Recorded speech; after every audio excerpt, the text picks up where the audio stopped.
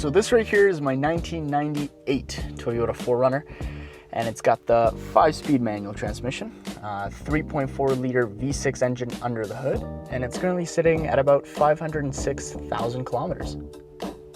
Being a 1998, it sits within the third generation of 4Runners that Toyota has released, which, if you didn't know, is between 1996 and 2002. Although Toyota did make quite a few changes between those 2000 and 2002 models. So it's kind of like a generation within a generation. But anyways, that's a whole different topic. The number one question that I get asked across all my platforms, whether that's Facebook, TikTok, YouTube, whatever that may be, regarding this car is this car still worth purchasing in 2025/2026? The best way to answer this question is to divide the car into criteria: safety, comfort, cost of purchase, cost of maintenance, and just overall reliability. So starting off, we have safety. These cars, although in like human years, 30 years is really not that much. For cars, so in car years or car manufacturer years, 30 years is a lot. And so if you compare a third gen 4Runner, 1998, to a 2026 4Runner, the features in that car, especially like safety features, it's completely night and day. This car, for example, only has 2 airbags. One is right in front of me on the steering wheel, and then the other one is right in front of the passenger on the dash. If you go up and you go look at the crash test that they did for this car, it's actually not that bad. So like the likelihood of the engine falling onto your legs is quite low. And overall, the car will keep you safe. It's by no means comparable to a brand new Volvo, for example. This car, anywhere like around here, the A pillars, right, B pillars, whatever, it has no airbags, it has no safety. So if somebody hits you dead on right here, it's just their car, the impact, and that thin door that's keeping you safe. That's it. And I want to be honest, because that's something that's very important to a lot of people. And there's no point in me telling you, no, like this is going to be a super safe car, this will keep you in top-notch condition no matter what you hit, because that's just not true. Then we've got reliability. Of course, these cars are just known for their reliability. They last forever, especially if you've got the 3.4 liter V6 engine like I do, because these cars also do come in the 2.7 4-cylinder. I don't know much about that engine, I'm going to be honest with you. If you do know more, leave it down in the comments. I'd love to know more. But as far as the 3.4 liter goes, I will die on that hill saying that it is one of the most reliable, bulletproof, easy to work on engines ever built, except the oil filter. The oil filter is in a horrible position, and I hate it to death, but it is what it is. And reliability doesn't just go for engines. It also goes for stuff inside of the car, like the electronics and stuff like that. In my experience, I've owned 2 third gens, this one and another 1998. And in my experience, the only things that do go out or that don't really work is the clock on the dash. It's this little square clock on the dash that just never seems to work. And then occasionally it's the rear window, although in my experience that's never happened. But I've heard a lot of people say that the rear window stops working, whether that's the window regulator at the back, the motor, or the actual switch in the dash. But everything else, and I had a limited third gen, so it had like a bunch of like this sunroof, all that kind of stuff, worked perfectly. And that thing had 600,000 kilometers on it. Never had a problem. Now, as far as like things that do kind of break on these cars that are notorious for breaking, the big thing is lower ball joints. The way that they're designed is terrible, and they break, and when they do break, they cause catastrophic failure. So if you were to go buy one of these cars used, on top of like the regular maintenance that you would do as soon as you purchase one, which I'm going to be making a video of the checklist of things you should do when you bring a used car home for the first time. On top of that, replace your lower ball joints. If you don't know how to do it yourself, take it to a mechanic. If you do know how to do it yourself, it's pretty easy. Do it and put quality ball joints under there, because when they do break, they cause catastrophic damages, and they break everything, and then they bend stuff, and then it's a pain in the ass to fix, and it's super expensive, and it's just no bueno. Other than that, I haven't had any bad experiences with the suspension, and I wheel this car pretty hard in the mountains. In the winter a little less, but in the summer I wheel it quite a bit.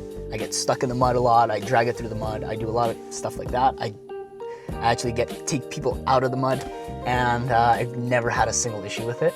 But another big thing to look at for these cars in terms of reliability is the rust. If you live in a place that doesn't have any rust, I'm fucking jealous, but then don't worry about it. But if you are like somebody like me, who's here in Canada, as you can tell, there's snow fucking everywhere, and that means salt. Rust is usually going to be the thing that takes these cars off the roads before anything else. That's the frame, but everything else. Sometimes you don't realize it, and then you're under there, you're working, and you realize there's a fucking hole in the back in your frame, and that's really sad. It's happened to me before, not on this car, luckily. I was a lot more careful, but it happens. So rust, look into that. Next up is comfort. And by comfort, I don't just mean like how good your back feels after a 30-minute drive. I mean the features that are in the car that make the driving experience enjoyable for you and the passengers. What I mean by this is the heat actually blows nice and hot and relatively quickly. The AC blows nice and cold relatively quickly. The blower motors are nice and strong, and the whole cabin stays nice and hot or stays nice and cold because it's properly sealed. As far as road noise goes, it's not too bad. It's not great. I wouldn't compare it to like a 2025 CX-5. However, it's not bad. It's not super annoying. The car has a lot of places where you could upgrade. So the speaker systems overall is good. It's decent stock, but you could go ahead and upgrade it as much as your wallet allows you to, because of the way that the speakers are designed, where they're placed, how big they are. If you do put quite a bit of money into it and you know how to do it properly, you can make these things pretty awesome. It's got every single possible feature that you could need while driving. Rear window defrosters, front window defrosters, everything works nicely. The suspension system is much more modern, so it's comfortable, and you could, once again, upgrade it as much as you like. Upfront cost, so cost of purchasing. These cars, you can find them as cheap as, like I said, $3,000. Or you can find them as expensive as $15,000 to $20,000, depending where you live. Usually what brings these cars down in price and value is the rust. So if you live someplace that doesn't have a lot of rust, you're in luck. So depending on your budget, you could get something that's like in really good condition and is an amazing car, or something like what I bought that is more of a fixer-upper, something that you need to put some more effort and work into getting running nicely and feeling nicely and being comfortable. Cost of ownership. That really depends, and it depends on you. So you need to kind of ask yourself, am I somebody who knows how to work on cars? Do I have the resources to work on them? And do I have the resources to learn how to work on cars? What I mean by these resources is, do I have the space to work on them? Do I have the money to buy the tools necessary? And do I have the time? Because it does take time, not just to learn and actually perform the tasks, but also anybody who knows how to work on cars will tell you that sometimes things, or most of the time, things go wrong. You're doing something, a bolt snaps, you buy the wrong part, whatever. Are you able to get to work or school the next day reliably, right? I've always been very fortunate that even if I mess up an install or something, the next day somebody will be able to drive me to work or to school. If you don't have that luxury, you don't have that commodity, then it becomes a little bit more complicated. If you mostly rely on the mechanic to fix your stuff, improve stuff, or just even general basic maintenance, your cost of ownership is going to go a lot higher. And actually, one other criteria I wanted to add that I didn't say at the start is performance. Now, what I mean by performance is how well does it keep up with modern traffic? And also, how does it do in terms of rougher conditions? So for example, snow, rain, heat, any of that kind of stuff. Obviously, a newer car is going to be faster and all that, but when I'm driving down the highway, and I do a lot of highway driving, especially when I'm like driving to the ski slopes, or I'm doing, you know, I'm driving to the mountains, or I'm driving home because I live out in the countryside, I've never had a problem where I'm like, I can't keep up, or I can't pass, or let me go into the right lane on the hill because I can't go as fast.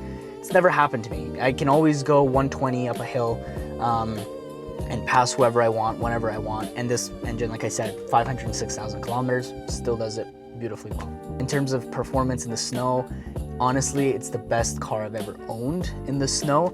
And I've had everything from an 05 F-150 to a 2018 F-150. I've driven countless other cars, and by far this is the best one. If you live in some place with the snow, or you're somebody who uses these cars in the mountains to off-road, make sure your car has 4x4. A lot of these come in 2-wheel drive. Get them in 4x4. It's gonna save you a lot of time and effort. And if you do, just letting you know, they're perfectly fine, they're great.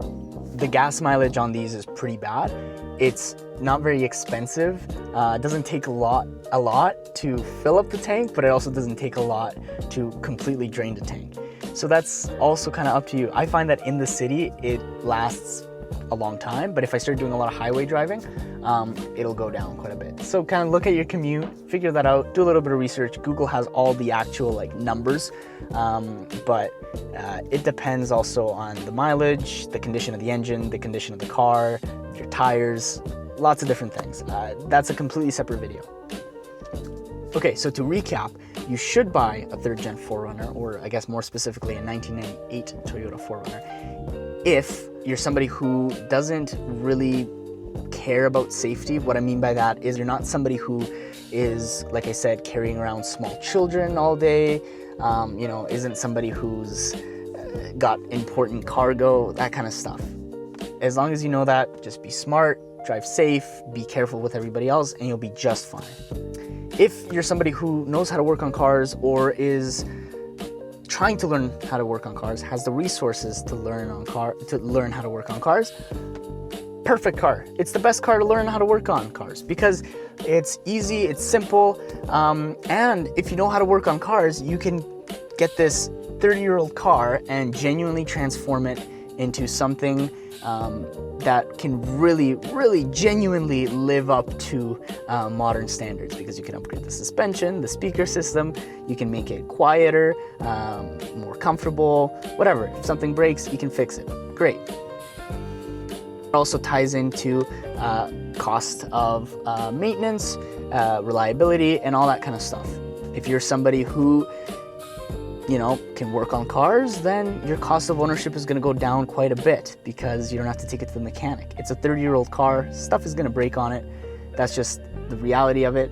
And if you're somebody who's into just the simple, reliable stuff like me, you know, just simple, easy controls, electronics, nothing too fancy, perfect car for you too. So overall, the best thing you can do for yourself is just reflect on yourself and think, okay, can I work on cars? Yes or no, right? What am I looking for in a car? A to B, simple, comfortable, okay, keeps up with everything, right? Or am I somebody who, no, I don't give a shit about reliability. I love a good 2025 Mazda CX-5 and it's super quiet and everything's, you know, it's comfortable. I got 50 fucking screens in front of me. I love that. Then think about it, right? As always, if you have any questions, please drop them down in the comments. There's a lot more videos coming out about this car specifically. If you want to learn more, go to my TikTok as well. I've got a bunch of videos, tips and tricks about these cars, but in cars as a whole. Thank you so much for watching. Have yourself a great rest of your day. Bye-bye.